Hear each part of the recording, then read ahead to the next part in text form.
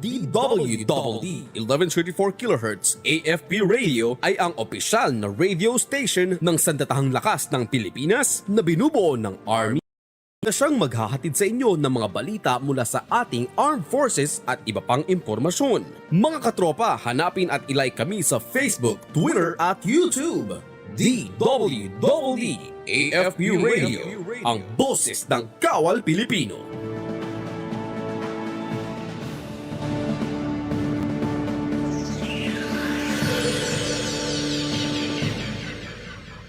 Ito, ang tanong ng bayan.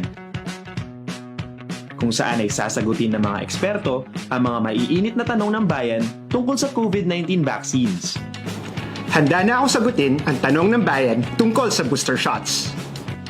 Doc, ano po ba yung booster shot? Fully vaccinated naman ako. Kailangan ko po bang nito? Oo, kailangan pa rin natin ang booster shots. Ang booster shots ay dagdag na COVID-19 vaccine na ibinibigay sa isang tao para maibalik ang proteksyon na humina o nawala. Ito ay ilang buwan matapos makumpleto ang naunang mga bakuna kontra COVID-19.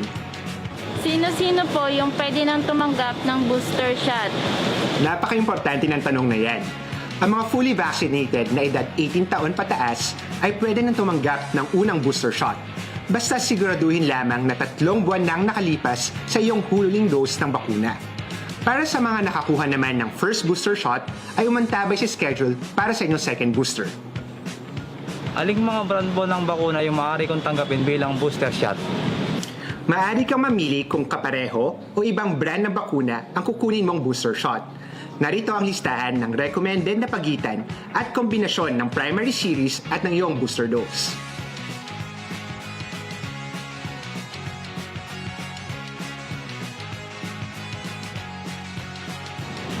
Paano po ako makapagpaparehistro at ano-ano yung kailangan dalhin sa araw ng bakuna? Simple lang yan. Magpa-register lamang sa inyong LGU o health facility at dalhin ang inyong vaccination card at valid ID sa araw ng iyong appointment. Para naman sa mga immunocompromised patients o may malubhang karamdaman ay magdala lamang ng medical certificate. Doc, konti na lang naman yung kaso ng COVID-19. Kailangan pa ba ng booster shot? Oo, kailangan pa rin ng booster shot. Kahit pa bumababa mga kaso ng COVID-19, ay hindi pa rin dapat maging kampante dahil may banta pa rin ng mga variants ito. Maaari pa rin mahawa at makahawa ng iba. Kaya kailangan ng dagdag proteksyon laban sa malalang sakit at kamatayan dulot ng COVID-19. Tandaan ang bida behavior kung magpapabakuna. Tara, magpa-booster na para sa Healthy Pilipinas! Kapag sama-sama tayong aaksyon, makakamit natin ang solusyon.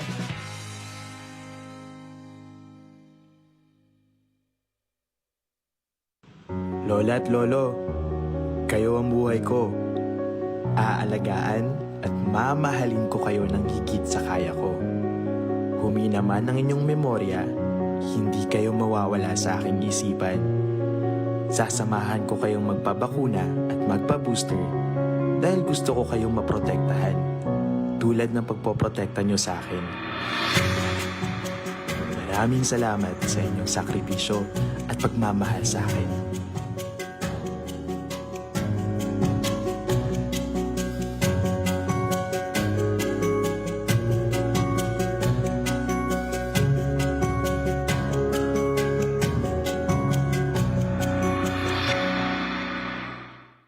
Nasistress ka na ba? Nagpapanik o natatakot dahil sa COVID-19? Normal lang ang ganitong mga reaksyon sa ngayon. Pero may magagawa ka para mapagtagumpayan ang sitwasyon na ito. Ituloy lang ang pangangamusta sa mga kamag-anak at kaibigan gamit ang text, tawag o video. Tiyakin na ang mga bata ay ligtas at nasa maayos na kalagayan. Gawin sa bahay ang mga nakasanayan upang hindi mabagot o mabalisa sa panahong ito. Sa wastong pag-iingat, ang virus hindi kakalat. COVID-19, kayang-kaya nating tapusin.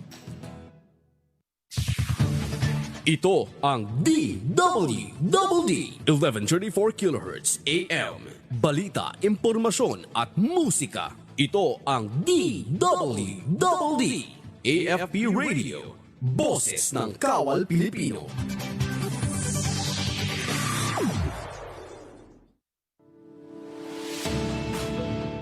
Mula noon hanggang ngayon, ang iyong AFP Health Service Command.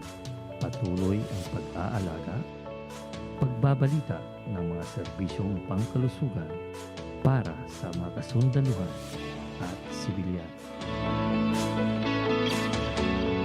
Ito ang iyong usapang health service dito lang sa DWDD AFP Radio. Iba tayo!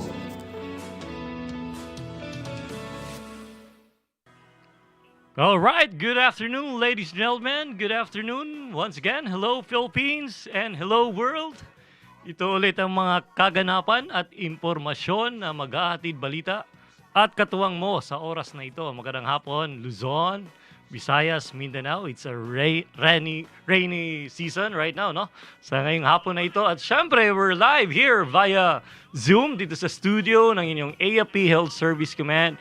At the same time sa DWDD dito sa Veterans Building, Camp General Emilio Aguinaldo, Quezon City.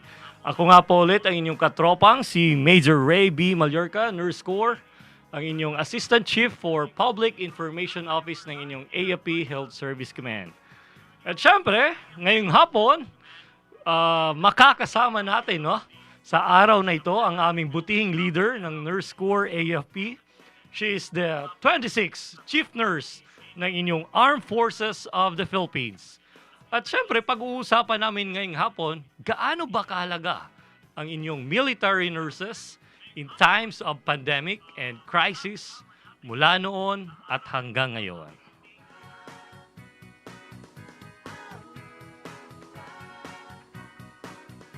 At the same time, syempre, I would like to greet everyone dito sa Usapang Health Service, dito sa DWDD AFP Radio, ang inyong boses ng Kawal Pilipino.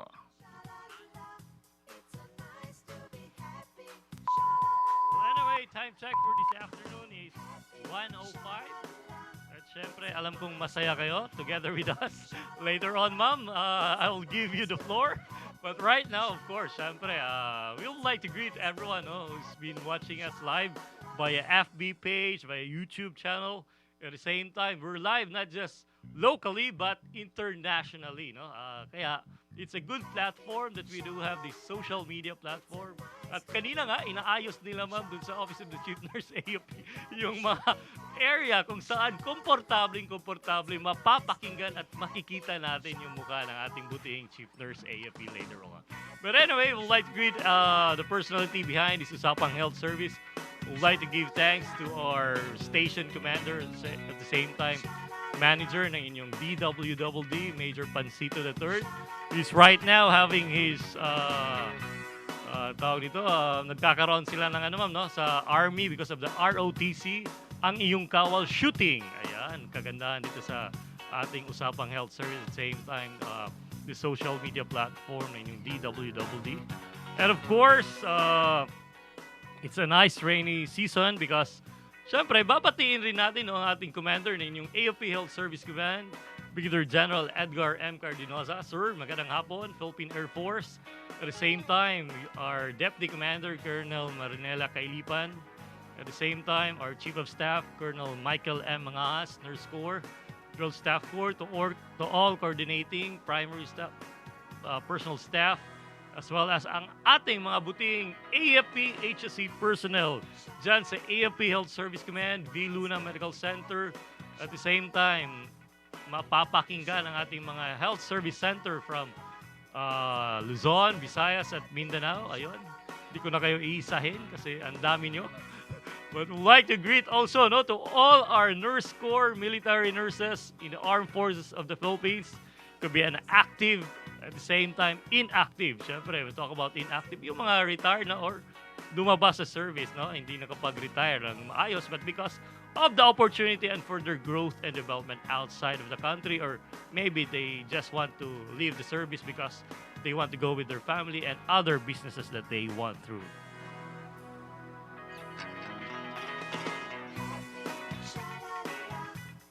Ang hirap pag live, kaya minsan dito sa live telecast via YouTube channel, minsan nagloloko tong cellphone ko, baka wala na akong internet connection. But anyway, hindi po yan yung hindrances na mawawalan tayo ng pag-asa dito sa ating Usapang Health Service. But anyway, it's a great opportunity that we're together with our chief nurse AFP. No, later on, we'll give to you our background, our summary of information, a brief accomplishment of what is really been doing about the 26th Chief Nurse AFP na inyong Armed Forces of the Philippines. So please don't forget to subscribe and follow our official FB page, the AFP Health Service Command Public Information Office.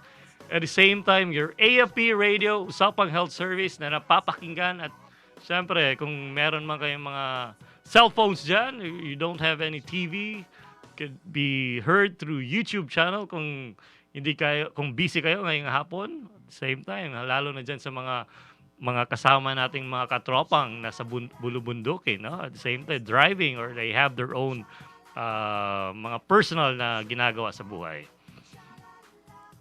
All right, this afternoon, of course, no, wag na natin patatagalin. At the same time, to give you a background of who is our 26th Chief Nurse AFP. Of course, she is a graduate. Di ko na sasabihin, ma'am, kailang year, but she is an operating room nurse, no, for 1 year at the University of East Memorial Medical Center prior to her entry in the military service. Ayun, ang tagal na, no?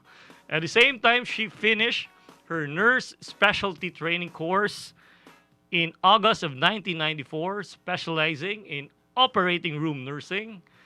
And of course, she is a graduate of 2 postgraduate studies, no?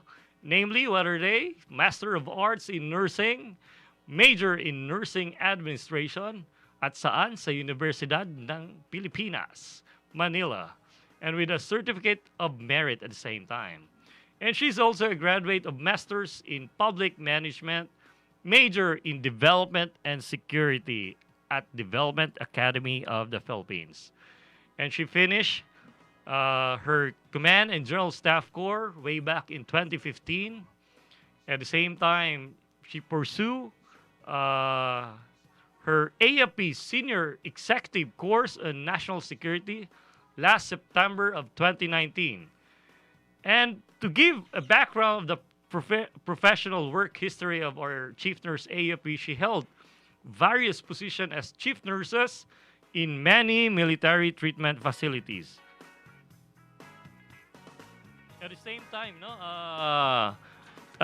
before she is becoming the Chief Nurse AFP, at the same time, in 2017 was the highlight of her being part of the Marawi crisis, wherein her decision-making skills and stability under pressure were tested at the same time. Now, she was adjudged as the Outstanding Nurse Corps Officer of the Year way back 2018 during the AFP Medical Service founding anniversary. Ladies and gentlemen, the 26th Chief Nurse Armed Forces of the Philippines, no other than Brigadier General Venus Maguelang Baharin, Nurse Corps. Good afternoon, ma'am. Shout out naman sa ating mga butihing tagapakinig na inyong Usapang Health Service at sa ating mga butihing tagapakinig at sumusubaybay dyan sa ating Chief Nurse Office ng Armed Forces of the Philippines, and to all the military nurses nationwide and to all civilian human resource. Ma'am, bati naman.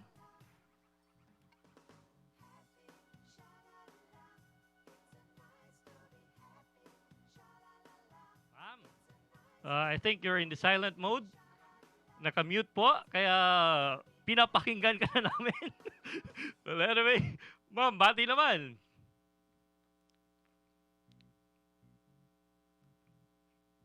Yes, ma'am, I think still in mute mode.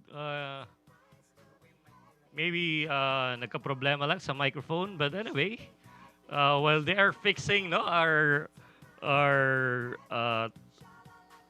the audio, of course, we'd like to share to you some of the mga greetings dito sa ating Usapang Health Service kasi we're live nga dito at the same time. Sabi dito sa ating FB page. Bakit nakikinig kayo dyan? Ayan, ma'am, naririnig na namin, no? Shout out, ma'am, sa ating AFP HSC enlisted personnel headed by CMS Lutero.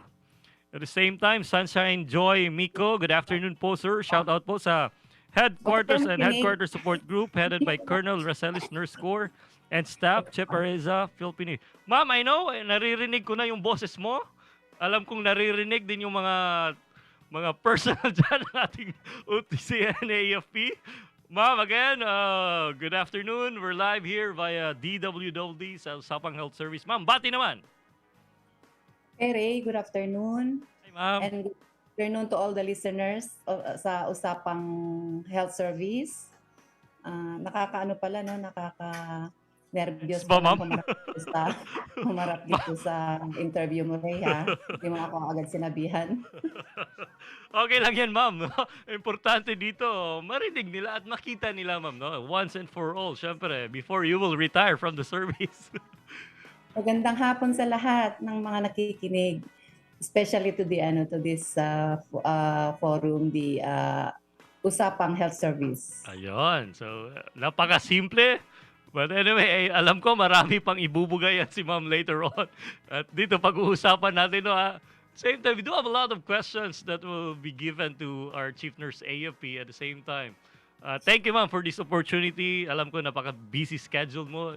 You've been through different stakeholder engagement or going around the Philippines together with the military treatment facilities na pinupuntahan niyo po before you will retire from the service, and of all the achievements and the accomplishments that our Chief Nurse AFP is doing right now. No? So that is why, ma'am, unang katanungan, diretso kaagad, no? Para tayong Tito Boy Abunda dito. Binabati ko pala si Sir, our Chief Civilian Human Resource. Sinasabi ko kasi sa kanya, he's my favorite, the boy, Tito Boy. Sir, sana magpagaling, no? Na-admit kasi siya last Friday, siguro yun, Thursday. But I know for a fact that he's doing his job, no? Being the Civilian Human Resource in yung AFP Health Service Command. So anyway, ma'am, unang katanungan, no, dito sa ating Usapang Health Service at para sa mga sumusubaybay nitong ating radyo or at the same time by YouTube at Facebook Live. Ma'am, ano po ba ang trabaho or mission ng ating AFP nurse, the Chief Nurse AFP in support sa ating AFP Health Service Command and also in general sa ating AFP mission? Okay, first of all, the Chief Nurse Armed Forces of the Philippines is one of the special staff of the CSAF, or the Chief of Staff of the Armed Forces of the Philippines. So our function is to assist the Chief of Staff with regards to policy making, making plans and programs for the management of our personnel, the nurse corps, and the nursing service. So the chief nurse has a wide range of functions that requires functional supervision all over the nursing services of the Armed Forces of the Philippines. So we have marami tayong treatment facilities na sinusupervise ng the Chief Nurse Armed Forces of the Philippines. Sobrang lawak pala, ma'am, nitong ating role, no, being the Chief Nurse AFP, no. Alam ko you do have a lot of skills and character to be part of it. At the same time, of course, the dedication and your commitment, no, to become the Nurse Corps AFP, of course, yan.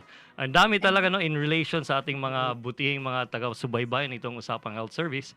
Of course, the whole Nurse Corps AFP, it could be the Military Nurses Association of the Philippines. Malapit na po, ma'am, no? We'll be having our celebration of our MNAP. Kailan ngayon, ma'am? October or September ba yun? Yung MNAP natin, ma'am, MNAP? It will be September 5. Ayun, so September 5, malapit na, no? We're preparing, a lot of our personnel are preparing for it, no? At the same time. Kaya nga, busy ang office with regards to the preparation of our of the MNAP. Yes, ma'am. So would it be a dual celebration, MNAP at the same time, Yes, Nurse Corps AFP? It will be a joint celebration with the MNAP and then the Nurse Corps Armed Forces of the Philippines. Ayun, so one of the purpose of this joint celebration is to unite all the Nurse Corps in the Armed Forces of the Philippines. Both our retired and then the active, of course. yan. So marami-rami na, ma'am. Marami-rami na, no? There are a lot of active personnel at the same time retired personnel from the Nurse Corps AFP. So they're members of the MNAP. And of course, later on, papaliwanag ni ma'am a lot of these special occasions or programs that will be having this coming September 5 on your MNAP and Nurse Corps anniversary. Ma'am, second question, no? Ano po ba ang kwalifikasyon? Ayun, grabe, parang I'm so excited about it. Upang makamit ng mga Senior Nurse Corps Officer ang pinakamataas na katungkulan bilang the Chief Nurse AFP. Ma'am, what would it be? Of course, aside from the qualifications of being the TCN, of course, is you have to be qualified with the both professional military education and that is finishing our the GSC, the General Staff Corps, and then the may additional tayo the MNSA. So for the professional nursing education, you should also be a master's degree holder. Mandatory yun sa atin ngayon because of the law, the 9173, the Philippine Nursing Law of 2002, that requires all nursing supervisors and chief nurses in the Philippines to be master's degree holder. So yun yung requirements sa nursing education natin. And aside from those PME and PNE requirements, of course, we have to be one of the considerations, and based on circular number 2, we have requirements there also, the qualifications, the parameters in choosing the TCN. So one of which is very important is service reputation. Ayun. So there must be a balance between the IQ and then your EQ. Kasi kung IQ lang yung or the competence lang yung ating kino-consider without the EQ, so hindi rin maganda. So most of the successful leaders, not only in the armed forces but outside, are those who manage to balance the two, which is very important. May additional na ngayon doon sa na we have also to be to consider the social EQ and then the spiritual EQ. So those character is really an important traits to consider to be a leader. Ayun. So ang dami pala ma'am, no? Considering talking about the military courses, talking about the educational courses, or talking about your professional courses, lalo na kung we are part of the nursing, syempre the PRC, bound by laws and policies, the 9173, and at the same time, no, to highlight everything, the character and the attitude and the behavior, considering the emotional quotient, the intellectual quotient, it should be balanced. Yan yung sinasabi ni ma'am, no? Because a lot of our, for example, ma'am, no, just would like to give an emphasis on this because it is very important dahil syempre part of being a military nurse, at the same time a specialty, the mental health, as a mental health nurse, no, we have to focus more on the behavioral and the character of a person once we enlist something, lalo na yung mga bagong papasok sa service. It could be the PMA, could be from the OCS, or other forms of government na willing to apply, lalo na sa ating butihing Armed Forces of the Philippines. Napaka-importante po yun. Hayaan mo na yung IQ as long as napakaganda ng EQ. So it should be balanced. No? Hindi lahat, sabi nga ni ma'am, it's not just about how intellectual you are, because these are governed by, could be done by through reading, through development, but your character, of course, ma'am, no, is very important. Tama po ba, ma'am? Yes, it's very difficult to change to change character, but we can teach people how to do things. Yes, ma'am. Napaka-importante yung yung attitude ng isang leader. Yes, po, to be yun nga, dapat average ay there should be balance between all of them, ma'am, no? So anyway, ma'am, thank you na. At least alam na natin for those who are occupying the positions, ma'am, lalo sa ating mga senior leaders who are, syempre, to be part of the next 27. No, ma'am, no? Marami sila, ma'am. Marami sila. Hindi ko na sila iisahin. But anyway, I know for sure they do have the qualifications, the character, the knowledge and skills, and praise God kung sino na lang, ma'am. We will support whoever is the next chief nurse Lahat AFP. naman is Qualified. all those recommended are qualified. Yes, ma'am. Kasi hindi naman din natin sila i-recommend kung hindi qualified. Yes, So in fairness naman is they are all qualified for the position. Yes, ma'am. So, congratulations ahead, ma'am, no, sa ating mga personal na Yeah. na-recommend and sa ating mga head nurse, sa ating senior nurses.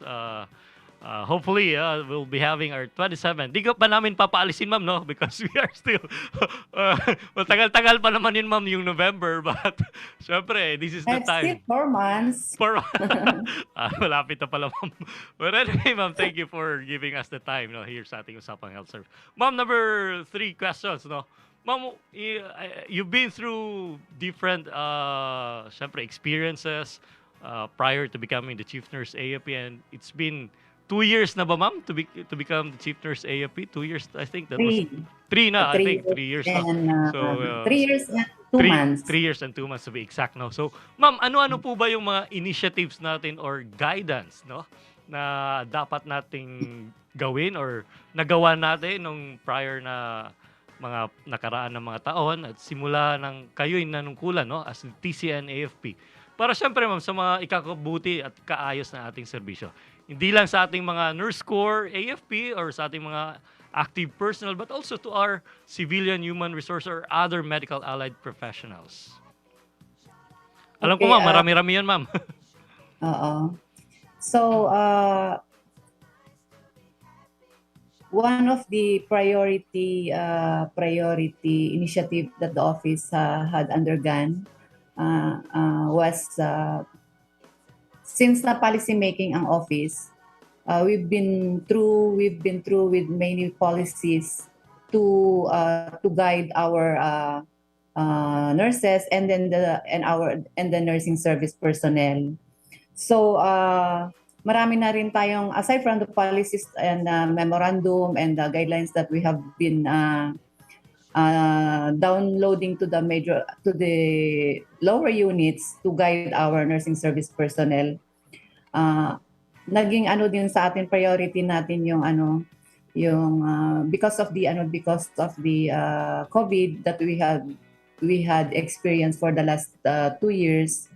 So nag-focus tayo doon sa moral and welfare ng mga frontliners natin, because we all know it is a common understanding that naging frontliners ang mga military nurses and our civilian nurses and other members of the nursing service. So we look into their morale. So we have activities in support to this, in line with this. So and another thing is that one of the most important initiative that this office has undertook is to in place the systems and processes of the office. And kahit sino yung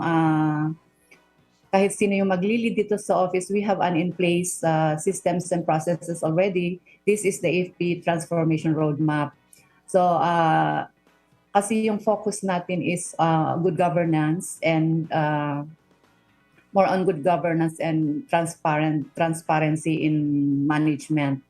So naka-in place na yun dito sa office. So we are on the process of recertification on this matter. So yun na yung pinaka most significant na aside from the other activities that we have undertook. Ito yung pinaka-significant na accomplishment ng office to guide us. Kasi if we don't have a roadmap or a map to follow, parang hindi natin ma-follow or hindi natin ma-implement yung mga plans and programs, mga activities natin that have may kaakibat na that have an equivalent what they call this one? We have an At equivalent least we do have align, ma'am. All of fund. this, yes, a lot of Yeah, plans, no? So fund alignment. resource. Yes, ma'am. Oo. So naka-align lahat yung ating mga programs doon sa approved plans and yung APB natin for the Yes, ma'am. year. So hindi ka naman pwedeng mag-conduct ng isang program na hindi siya di ba? Yes, It's ma'am. not budgeted. So I see to it as the head here, I see to it that funds are being utilized on their proper usage, which is one of the which is also the one of the guidance of the chief of staff, the proper utilization of funds. So very transparent tayo dyan because we always emphasize good governance in management. So yun yung naging natin dito sa office, which is one of the na pinagmamalaki ng office na we have attained. All right. So ang for the ganda, next ma'am. po- Other for than the- that, ma'am, we still have a lot of mga initiatives na ginawa natin. Yeah. We have programs under this under the transformation on our transformation roadmap. Na naka-align lahat yung mga programs natin with regards to the plans and programs of the chief of staff of the AFP. So we cannot deviate from that. So lahat in place. So there's no room for there's no really room for any corruption or whatsoever. So yun yung inaano natin even in the lower units na we always emphasize good governance and transparency in management. So any more, ma'am? Meron pa ba or alam ko sobrang dami na, no, to highlight everything to give Actually, you yun yung pinaka most natin, ma'am. Yeah. But we have a lot of initiatives. Like for example, we initiated a research forum in the Armed Forces of the Philippines in our nursing services because we want a service that is evidence based. So ini-emphasize natin doon sa mga nursing service personnel, especially the nurses, to go into research so that we can attain best practice wherein magagamit natin doon sa ating trabaho either in the clinical, administrative or at the operational level. So we had this initiative that we institutionalized already research in our nursing services. Yes, ma'am. Na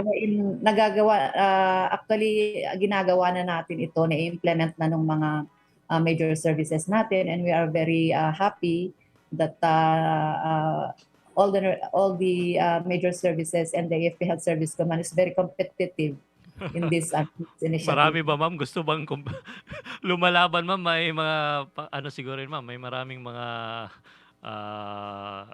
competitions na talking about the best research. Tama po ba?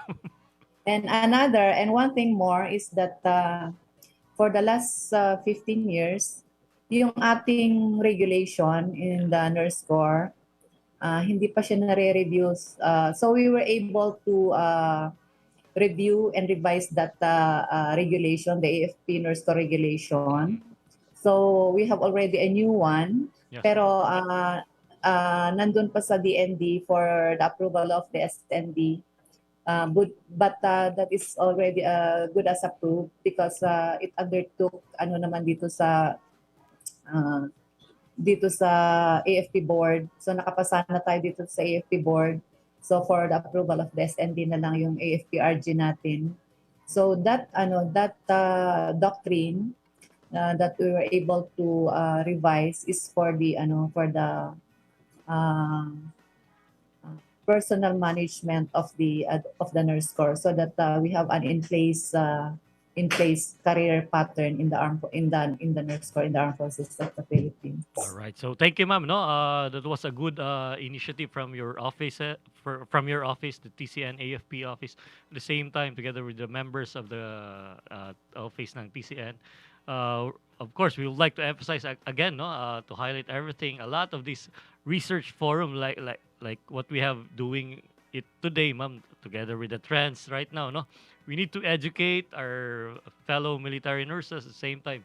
A lot of our civilian human resource to upgrade the status of our hospitals because of these research forums or because of this research na kinakandak natin mga military at civilian human resource.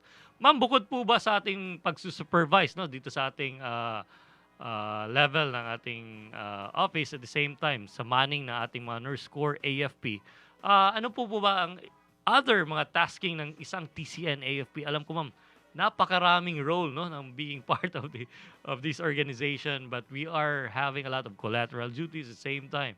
How we do it, and of course being a leader, ma'am, no, alam ko siguro ang tibay mo ngayon, ma'am, from the Marawi crisis to different scenarios na nangyayari sa buong Chief Nurse AFP, but I know for a fact, no, naituwid mo at syempre nakita natin yung mga roles and programs and procedures, policies behind your leadership. Ma'am, ano po ba ang iba pang tasking ng inyong pagiging TCN AFP? So another function of the or task of the TCN of the Armed Forces of the Philippines is yung sinabi mo na our collaborative effort with hindi lang dito sa national but international. So we have this international defense security exchange and our participation in the international military affairs or the IMA. So malaki yung natin dito, malaki yung participation natin to benchmark best practice both in the bilateral and multilateral conferences. So naging active ang mga military nurses dito with regards to our IDSE and IMA function dito sa office. So we have been sinasama namin yung mga nurses natin sa lower units, like for example the DLMC. So hindi lang dito sa office yung nagpa-participate with regards to this IDSE or IMA collaborations natin with international but lahat yung mga nurses natin doon sa major services and then the AFP Health Service Command, ini-involve natin to participate in this. And the latest one is our we will be having our AMMC this November. So yun yung mga natin, yun yung mga participation ng office with regards to bilateral and multilateral coordinative efforts ng office, and then of course the Armed Forces of the Philippines. So ibig sabihin, ma'am, we do have a lot of collaboration from international. It could be ASEAN, it could be from other countries, no?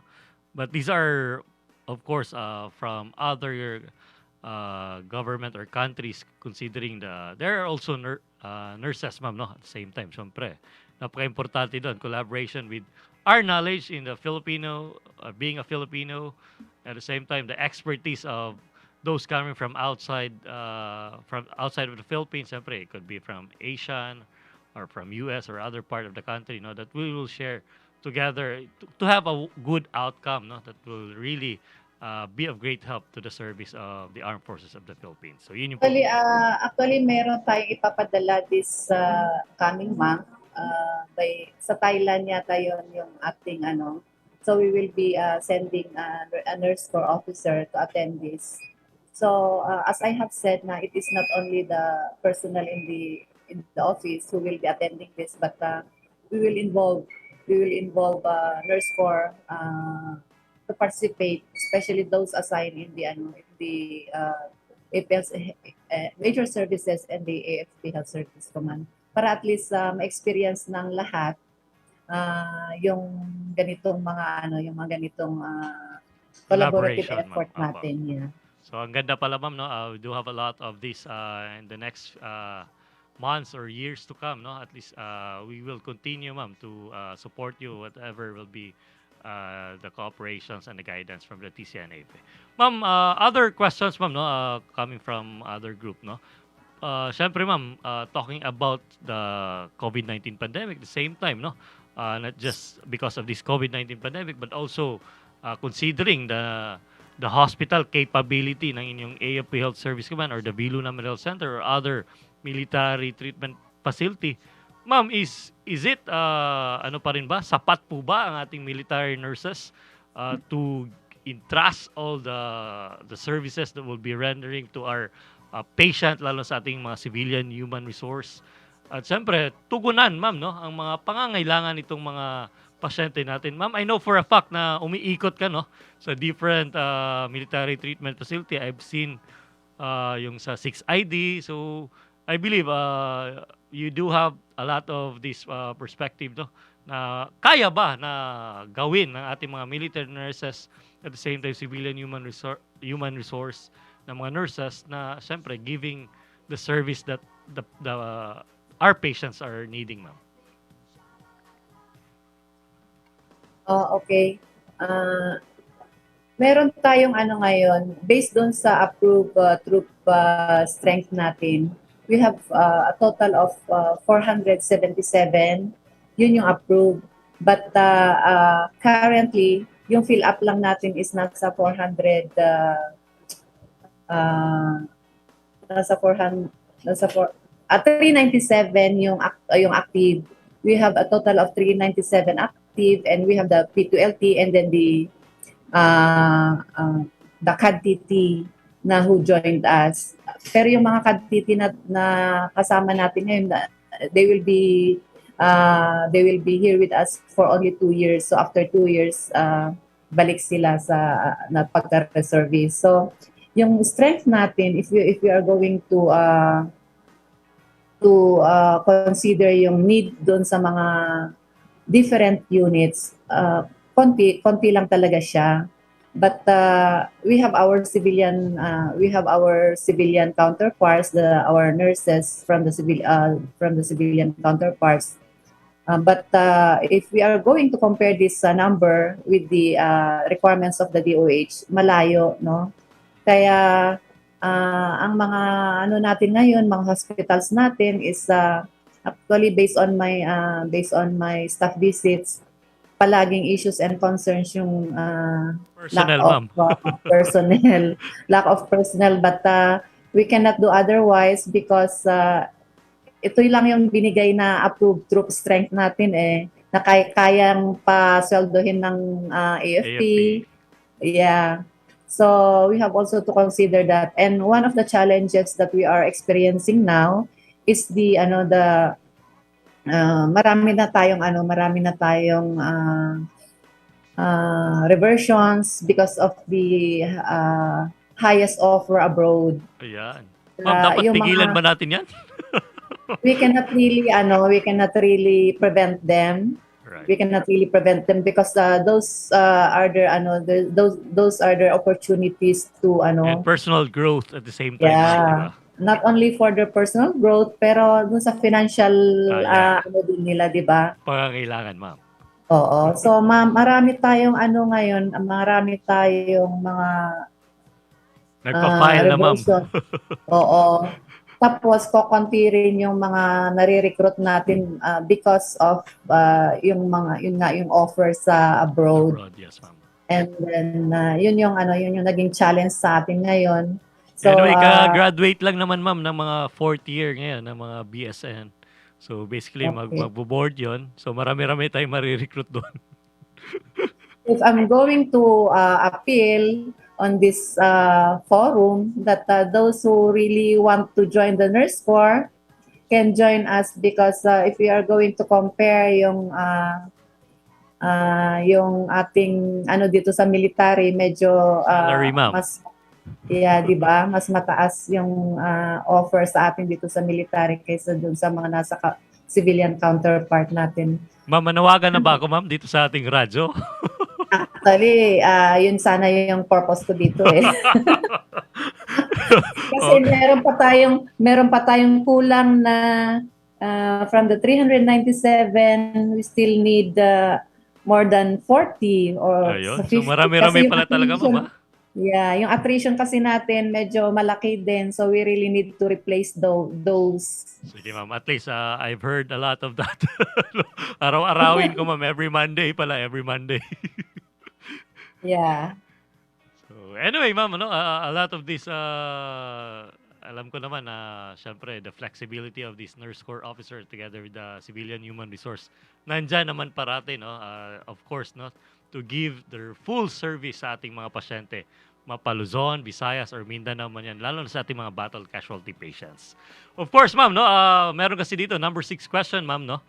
Talking about the recruitment. Sabi mo nga kanina, ma'am, we lack 40 nurse corps officers right now because of the increasing demand outside of this country, no, because of the sabi ko nga, talking about the financial matter, or it could be a personal growth, or it could be, of course, ang pinaka-highlight sa doon, ma'am, is a greener pasture for those NC officers or other civilian nurses, no. Ma'am, paano po ba, no, sumasailalim ang ating mga aspirants at ano-ano po ba ang mga qualifications upang mabilang sa nurse corps officers? Okay, with regards to the qualifications or the requirements of our applicants is first of all we have the OTCN Facebook. Nandoon yung ating nandoon yung mga list of requirements and qualifications ng isang applicant. But for this, I just want to emphasize that, of course, the applicant should be a registered nurse between 21 to 29 years old, should pass the AFSAT. Naging requirements kasi yung AFSAT, so they are mandated to take the AFSAT. And of course, they should pass the physical examinations or the medical, and then the physical proficiency test or the PFT. Yes, ma'am. So yun yung mga initial na requirements na kailangang ipasa ng isang applicant. But kahit kailangan natin yung mga nurses ngayon, we really do not sacrifice yung standards. So we really need this requirements. And also, yung they should submit their requirements here at the office of the chief nurse and look for si Captain Batag kasi yung sa in charge dun sa ating recruitment so siya yung tinatawagan at saka ini-email ng mga natin. Palang lapitan ko ma'am pag may mga kailangan. So, Captain Batag, siya yung siya yung in charge sa atin. Yes, so, aside from those requirements,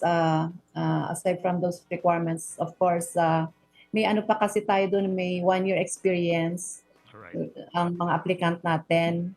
Pero yun yung mga natin, yung mga nandun kasi sa circular natin doon sa policy. Ma'am, would there still be, follow-up question ma'am, no? Would there still be exam ma'am, katulad ng, halimbawa, if you go through APSAT? Kasi dati, yan yung natin ma'am, you just have to take the exam directly to the office of the chief nurse, and then at the same time, yung mga exam doon is related to nursing, no? But however, right now, no, makikita natin, syempre, sa ngayon, APSAT na talaga, ma'am, no? Yan na yung mga basehan. But this is just for there is a move to remove the APSAT already for the task. Pero wala pang approval ang DND dito. Kasi naging meron kasi tayong exam pa sa mga respective tasks, di ba? For example, sa atin, magpapa-exam pa tayo with regards to nursing. So may entrance exam tayo dito sa office. But ni-require pa rin kasi yung AFSAT, but at the moment wala pang approval yun. Still pending, ma'am. Still pending yung intention na na lang yung i-waive yung AFSAT. Alright. So, but the other qualifications and requirements the same pa rin. Like for example, single, the applicant should be single. Yun yung mga ano natin. Kasi ang daming gusto sanang mag-military nurse, ma'am, no? Kasagsagan ng COVID-19. However, they're married at the same time. Late na po. So, that is why the importance of having this promotional welfare, of course, using our social media, ma'am, no? Napaka-importante. Kaya, ma'am, papaready na lang natin kay Ma'am Batag if what will be the promotional video para every Monday, papalabas natin dito. So, nananawagan kami sa lahat ng mga... Actually, we have prepared a promotional video already na meron kung na pala, pwedeng ma'am. i-air mo dyan. Because we have that in our Facebook page. Alright, sige, ma'am. Para matulungan tayo, Rhey, na Sige, madagdagan tayo. Siguro pwedeng mong i-air dyan, ano? No problems, ma'am. Ang dami nga nagtatanong dito, ma'am. Then, Yes, ma'am. We could air it, no? Ating mga part ng ating dito sa Usapang Health Service. So we're not just concerned about the nurse score, no? Baka sabihin, ma'am, we're biased. But we could also promote, no, the dental service, which will be our next topic for next week, no, the TDCS AFP. So a lot of it, no, a lahat ng tasks, no, we could have it. If you do have your own promotional video, you could submit it to us sa Public Information Office ng AFP Health Service Command. So we could help out.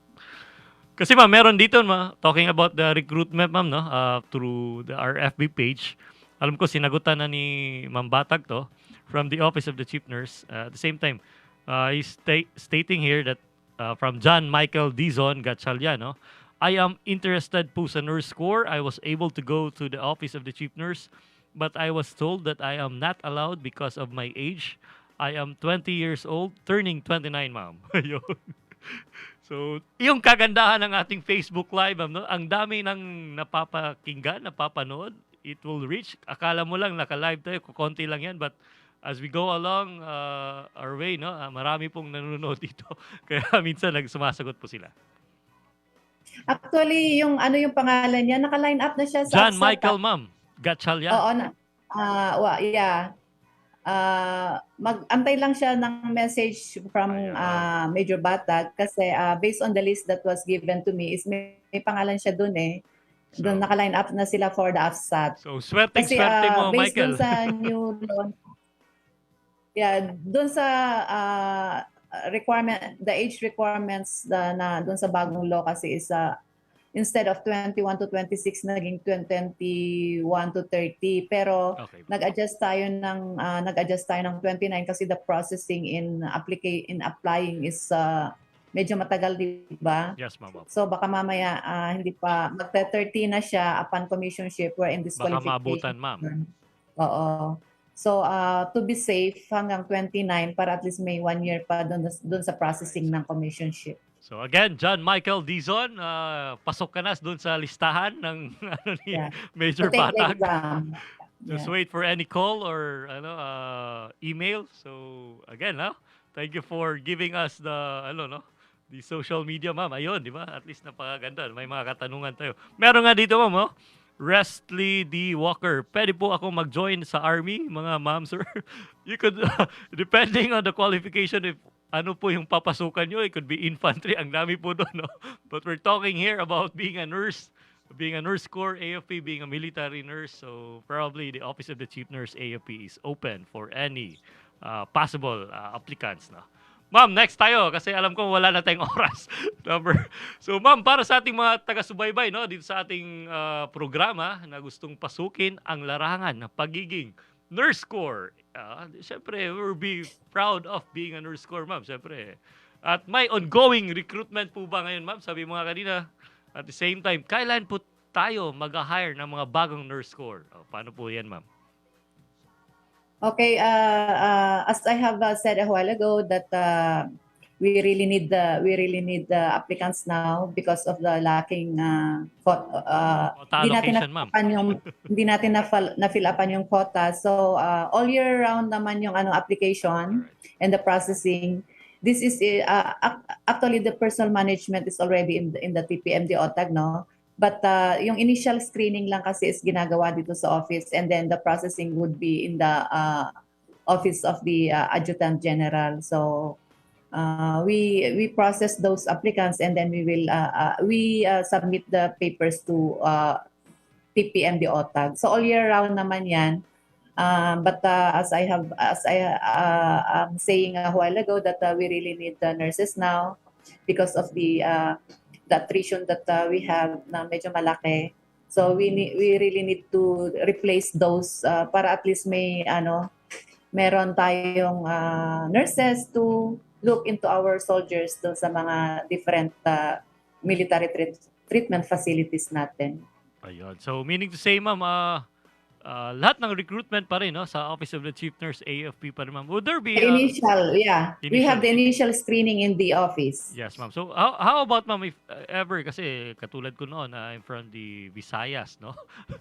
Parang ang layo kasi, ma'am, pupunta pa kami sa Office of the Chief Nurse AFP sa Camp Aguinaldo. But how about, ma'am, sa ating mga Mindanao or Visayas, would there be possibility na pupunta, kasi we do have military treatment facility as part of the initial nila, ma'am? Pwede ba yun, ma'am? Actually, we have been doing that pinaprocess doon sa nearest like mga unified commands or centers, ma'am. Or the majors or they have to coordinate with the major services. All right. At least kasi yung requirements naman pwede nilang i-submit through email dito sa office. And then if before kasi nung kasagsagan ng COVID is yung mga applicants natin is nag-process sila doon sa mga areas, ma'am, na malapit. Unit kung saan malapit. Oo. So, ang kagandahan talaga dito, ma'am, no, you could really submit right away through email na lang. You could scan for initial natin, ma'am, clarification or verification. But at the same time, sa lahat ng mga gustong pumasok, na lalo na sa mga Mindanao area, at the same time Visayas area, a lot of our military treatment facility or office na ating chief nurses dyan sa mga centers or major service, ma'am, they could go directly at the same time to check kung tama po ba yung mga qualifications na at least they do have the idea na, ma'am, no, before they go through the process. Lahat naman is posible ngayon because of the technology, no? Yes, so we can always access ito rin yung naidulot ng COVID actually. Napaganda, napabilis, ma'am. Napadali tuloy yung ating mga process because of because of technology. So they can reach their requirements can reach the office through technology. So wala namang problema doon. Yes, ma'am. So alam ko nakikita dito nag-text po yung Office of the Chief Nurse AFP sa kanilang official FB page. So look for Major Bata kung nandiyan na po yung cellphone number kung sino yung gustong siyempre pumasok sa ating or any concern about the Nurse Corps Recruitment Policy, no.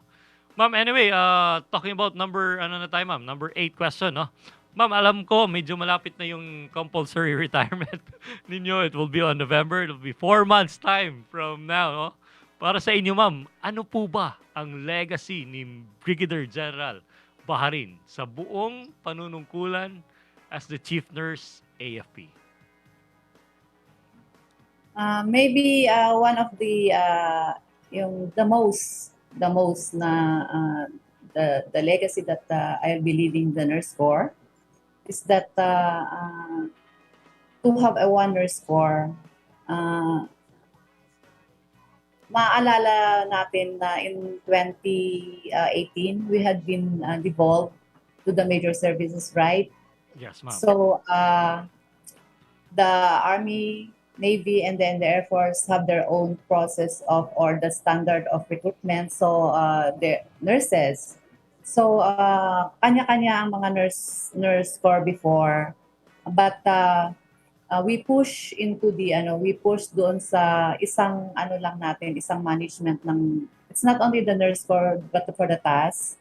Hindi lang concern ng NC yun but the whole task. So we push for the yung na may balik dito sa General Headquarters, yung the personal management of the nurse corps to have a standard and to have a one nurse corps AFP. Hindi yung we are being separated by major services. So meron namang advantage and disadvantage of that concept. However, mas naging yung disadvantage because we don't know lalong-lalo na yung mga na-recruit ng Army, Navy, and Air Force. We don't know those Saan galing, ma'am? hindi natin sila kilala eh. Unlike in the general headquarters wherein we have one recruitment Policy. Yung parang APMC natin dito sa GHQ. So yung the standards will be maintained. So yung professionalism ng military nurses and then the selfless service, ma-maintain pa rin natin because we all know that ang sabi nga nila is the nurse corps was the most disciplined corps before, no? Yes, So agree ka dyan, Of syempre. course, ma'am. Siyempre, I'm We are part the of the most nurse disciplined corps. and we want them to be maintained. Yes. So ayun yung na-push natin wherein it was also approved. So now that the management of the nurse corps specifically is here at GHQ already, so we have one standards already in determining the qualifications of our military nurses. And this is for our major output or our aim or our goal to be a capable and responsive nurse corps AFP.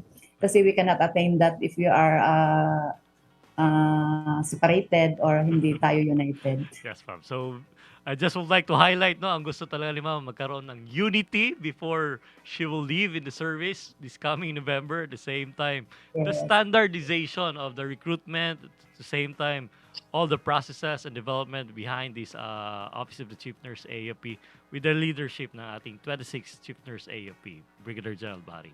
Ma'am, thank you so much for that information. Of course, the unity is really a big factor that could unite each and every one of us.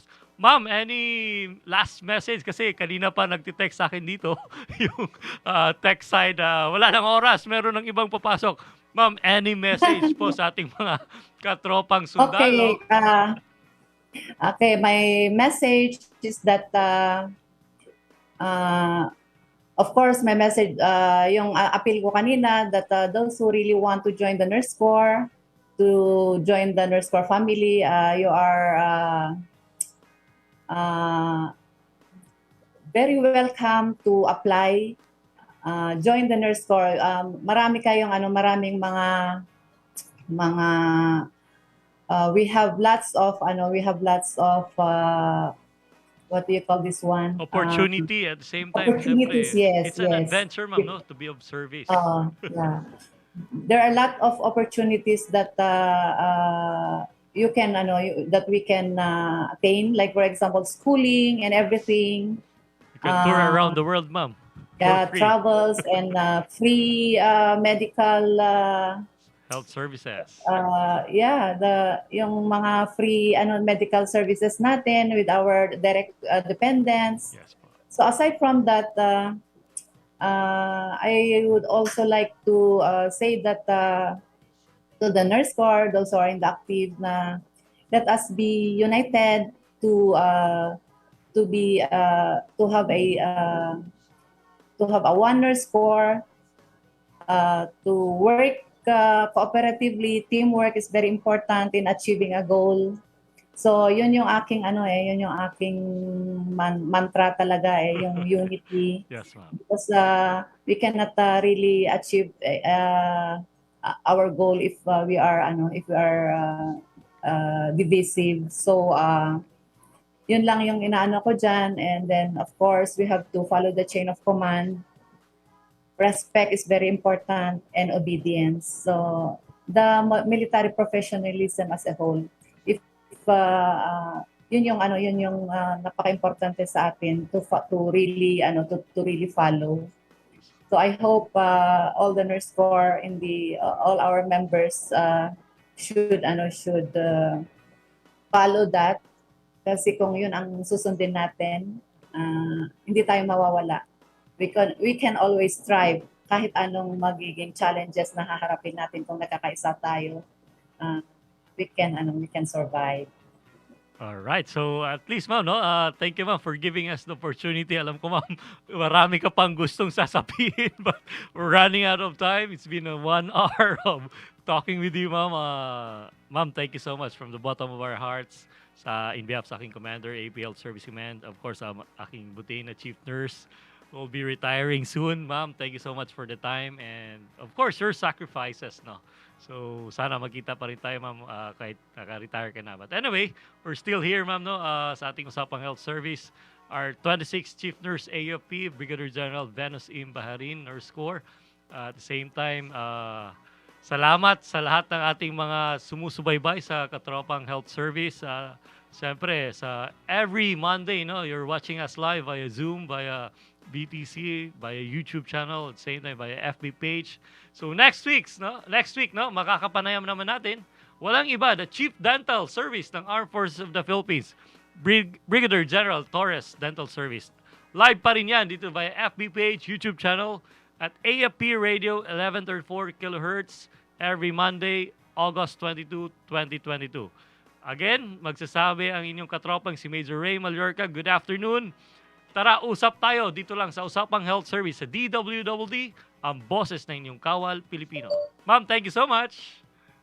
Thank you, Rhey. Thank you so much for this opportunity and God bless Thank you, to all. Ingat po. Mula noon hanggang ngayon, ang iyong AFP Health Service Command patuloy ang pag-aalaga, pagbabalita ng mga serbisyong pangkalusugan para sa mga kasundaluhan at sibilyan.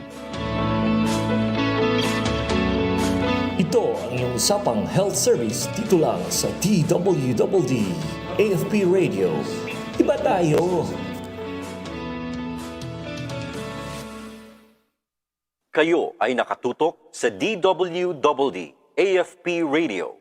Kami po ay kasapi ng KBP, Kapisanan ng mga Broadcaster ng Pilipinas.